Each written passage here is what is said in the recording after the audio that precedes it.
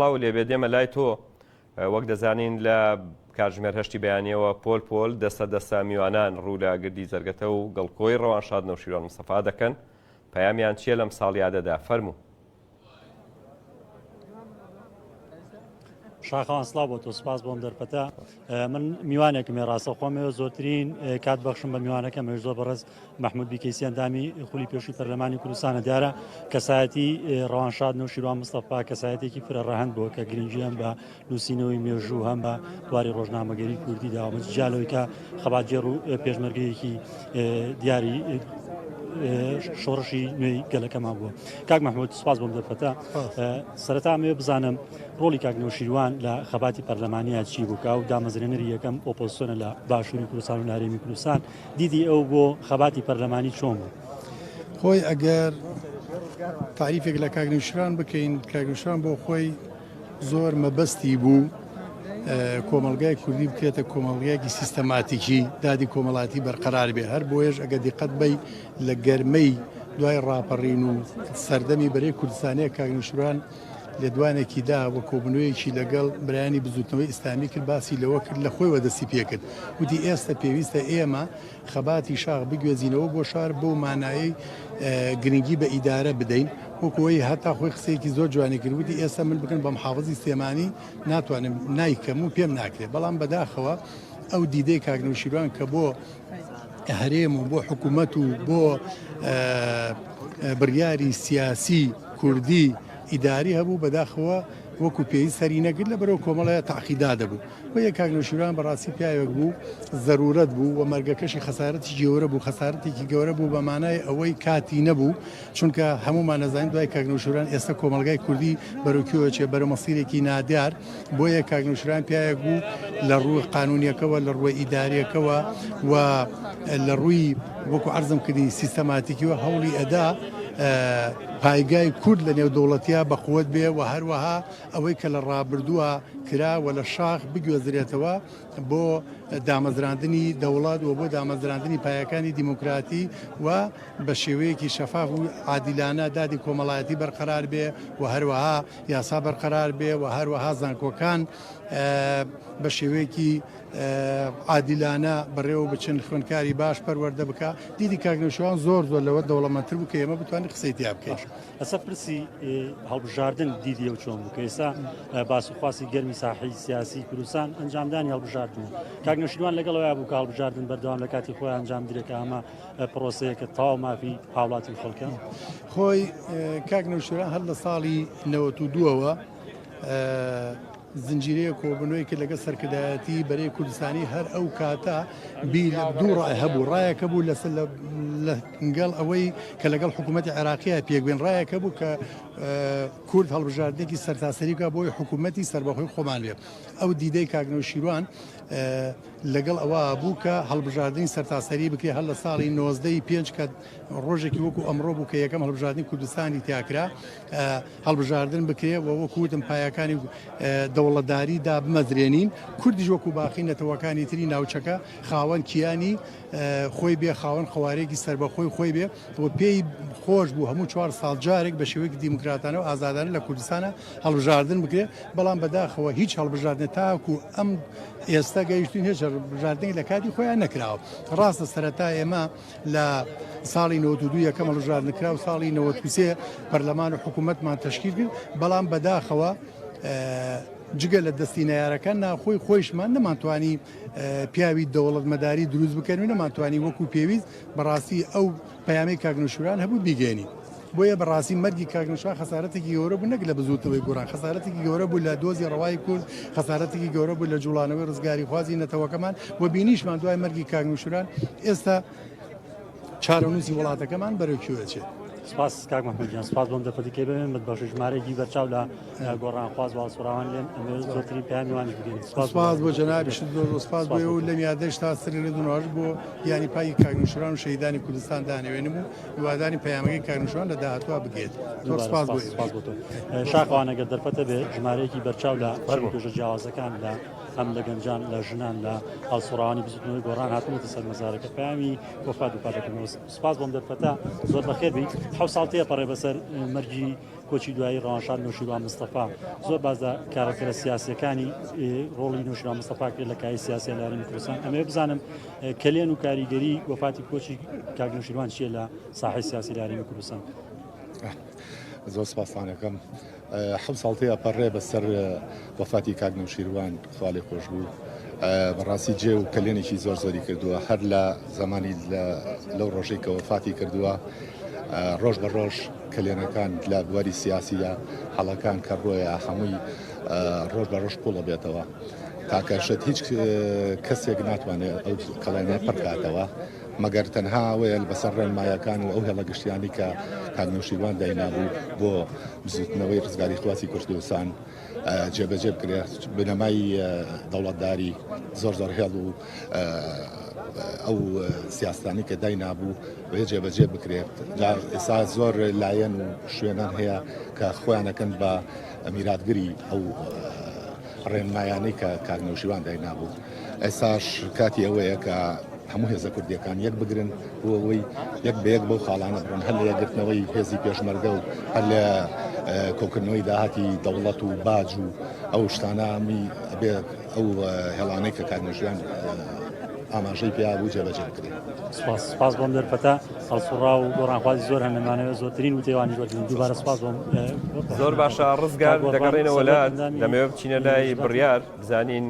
میوانەکانی لای بڕیار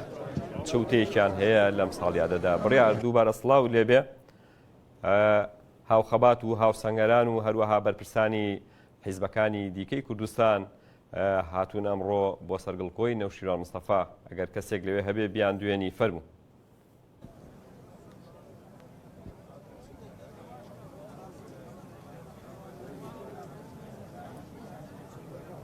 بڕیار دەنگ ئێمە بەباشی دەگاتە لای تۆ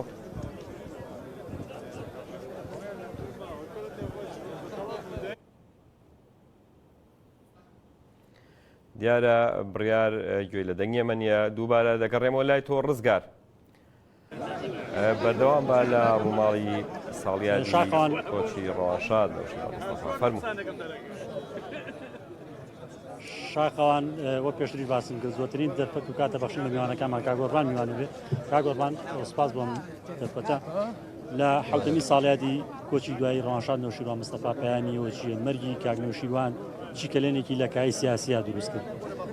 دیارە لە حوتەمین ساڵیادی کۆچی دوایی کاک نەوشیروان مستەفا ڕابەری نیو سەدە لە خەباتی تێکۆشانی میلەتی کورد درود و سوپاس بۆ ڕوحێ نێرین کاک نەوشیروان بۆ خۆی جگەلەوەی کاراکتەرێکی سیاسی دیاری هەرێمی کوردستان و مێژوونووس و نووسەر و لێکۆڵیار و مامۆسایی زانکۆ و لەگەڵ ئەوانشدا فەرماندەیەکی مەیدانی هێزەکانی پێشمەرگەی کوردستان بووە لە غیابی کاک نەوشیروان بەداخەوە بینین ئێستا دۆخی هەرێمی کوردستان ئەو قسانەی کاک نەوشیروان لە ساڵی 92 93 و دوای 2023 لە نووسینەوەی دەسوور کردوێتی ئێستا هەموو ئەو ئاڵنگاریانە لە ڕوبەڕووی هەرێمی کوردستان بووەتەوە ئەمەش بۆ خۆی کلێنێکی گەورەیە زۆر بە ئاسانی پڕ نابێتەوە باشە کارکردن بە پرۆژە و کارنامەکانی نەوشیروان مستەفا ئەو کێشە و تەنگ و چەڵەمانی کە ڕوبەڕووی کۆمەڵگا و دۆخی سیاسی بێت و چارەسەرەکە بە حکمی کە نەوشیروان مستەفا پێی خۆناغا جیاوازەکانی تەمەنی هەمیشە پرۆژە و پلان و چارەسەریە بۆ کێشانی کە ڕووی لە کۆمەڵگا بێگومان کاک نەوشیروان لە شاخ و لە شاریش و لە دوای پرۆسەی ئازادکردنی عێراقەوە نووسینەکانی کۆی بەرهەمەکانی وتارەکانی پرۆژەکانی چ لە سەردەمی شاخ چ لە دوای ڕاپەڕین لە ناو یەکێتی دواتر لە بزوتنەوەی گۆڕان کە دوا پرۆژە و یادگاری کاک نەوشیروانە ئەو پرۆژانی کە هەی بووە ئەگەر لە ساڵی 2009 بەدواوە بە تایبەتی کە گۆڕان دروست بوو ئەو دەسەڵاتی ئێرە بە تایبەتی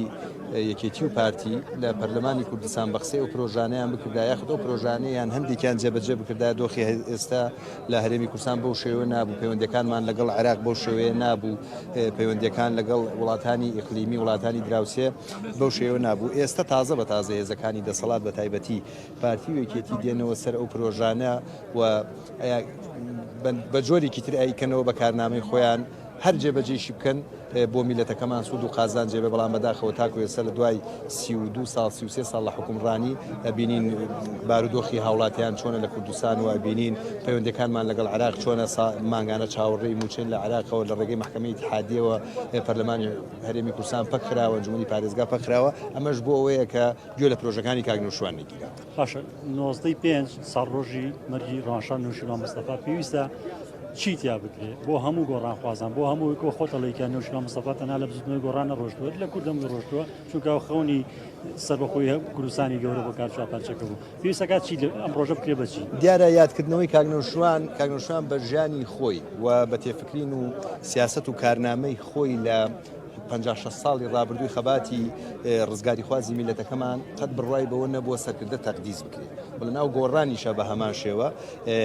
ئێمە ئەم یادکردنەوەی کاگنۆشوان یادکردنەوەیە بۆ تێز و بیری کاگنۆشوان یادکردنەوەیەک نییە وەکو سەرکردەکانی تر لە ڕۆژەڵاتی ناوەڕاست و لە کوردستان و لە عراقیش بە مەراسیمی گەورە و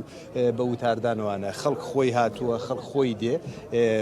تەنها ئەوانێشی دێن کە تەنها ئەو گۆڕان خواز و هەڵسوڕاوانەی گۆڕانی ئەوانن کە بڕوایان بە فکرێ و بیرۆکەی کاگنۆشیروانە بووە بۆیە ئەم یادکردنەوانە پێویستە ینی هەموو ساڵێک ئەبدەیتی هەموو گۆڕانخوازان هەموو ئازادی خوازان هەموو ئەوانەی کە بڕوایان بە پرۆژە سیاسیەکەی کاگنۆشوانە بووە لە سەردەمی شاخ و لە دوای ڕاپەڕینیش و لە دوای دروستبوونی بزوتنەوەی گۆڕانیشەوە ئەم یادانە بە تایبەتی یادی کاگنۆشوان یادێکە بۆی ئێمە بە کتێبەکانیان بچینەوە بە نووسینەکانی بچینەوە بە وتارەکانیان بچینەوە یادێک نییە تەنها بۆ ئەوەی وەکو سەرکردە نەریتەوانەکانی تر ئاڵا و وێنە هەڵکەین و ئەوانە ئەشی بینین ینی ساڵانە لێرە چەند ساڵە ئەو یاداکرێتەوە بۆ داهاتوش ئێمەمانان کە لە دوا پرۆژەی کاگنۆشوان بەشداریمان کردووە و ئەوانەی دوای ئێمەش دێن بەو بەرنمەیە کارەکەن بۆ ئەوەی بەرنمەکەی کاگنۆشیروان نووسینەکانی زیندوو ڕابن. باشە تۆ خۆت هەڵسوڕاوێکی دیاری بزنەوەی گۆڕانی دیدی کاگنۆشیروان ئەمە بزانم بۆ گەنجان چۆن بوو بۆ پاڵپشتیکردنی کەسانی ئەکادیمی هێنانە پێشەوەی کەسانی ئەکادیمی بۆ کاری سیاسی بەڵێ دیارە کاگنۆشوان لە ناوێکێتی و لە گۆڕانیش و لە سەردەمی ڕیفۆرمیش بە تایبەتی لە دوای بزوتنەوەی گۆڕانەوە کۆمەڵە کاراکتەری گەنجی هێنایە پێشەوە گەنجی خستە پەرلەمانەوە گەنجی خستە حکوومەتەوە ینی لە کۆمەڵێک لووتکەی دەسەڵاتی هەرێمی کوردستان و لە عێراقیشە لە ئەو شوێنانی کە جێگەی گۆڕان بوون بە گەنج پڕیکردنەوە ئێستەیش ئێمەمانان لە دوای کۆنفرانسی نیشتیمانی دووەمی بزوتنەوەی گۆڕانەوە کۆمەڵێک گەنجی ئاکتیڤ کاریگەر هاتوونەتە ناو ئۆرگانەکانی بزوتنەوەی گۆڕان لە باژێڕەکان لە ژوورەکان لە جباتی نیشتیمانی هەموو ئەوانە بە حەکیمی و دانایی کاگنۆشوان بووە بچووکە ئاوێکی ڕشتووە بۆ هەمومان وای لاتوە حیزبەکانی تریش تەنانەت لە کوردستان و لە عێراقیش چاو لەو بیرۆکە و بەرنامە سیاسی کاگنۆشوان ئەبڕن کە لەگەڵ هاوڕێکانی ئەو سەردەما و ئێستەیش کە ئێمەمانان کە وەکو هەڵسوڕاوێک لە هەر ئۆرگانێکا بین تەواوکەری ئەو بەرنامە سیاسیابی و پێگەی گەنجیش بۆ خۆی گەنج خۆی کارکتەرێکی زیندووە لە ناو هەموو کۆمەلگایەکە بە تایبەتی لە کوردستان شێمە دایان نمونەی گەنجی خەفەکراوە بەڵام لە ناو بزوتنەوەی گۆڕان بینیمان لە ڕابردوو لە ئێستا و لە داهاتوش گەنج جێگە و پێگەی خۆی دیار بووە و درێژە بۆ بەرنامەیەشە. سپاس بۆ بەخشینی کاتەکە شاخوانە گەرمە بۆ لای تۆ کاتە بەخشم بە ئاوکار زۆرێک لەو سەردانیکەرانی سەرمەزاری ڕەوانشاد نوێژیروان مستەفا دەدوێنی. بەڵێ ڕزگار دەست خۆش بۆ تۆ سپاس بۆ میوانەکان دەچینەوە لای بڕیار سڵاو لێبێ دووبارە هاوڵاتیان و گۆڕانخوازان بۆ ئەم یادە بۆ ئەم ڕۆژە کە ڕۆژێکی ماتەمینیە بۆ هەڵسوڕاوانی بزوتنەوەی گۆڕان بە تایبەتی چه قسەیەکیان هەیە فەرموو.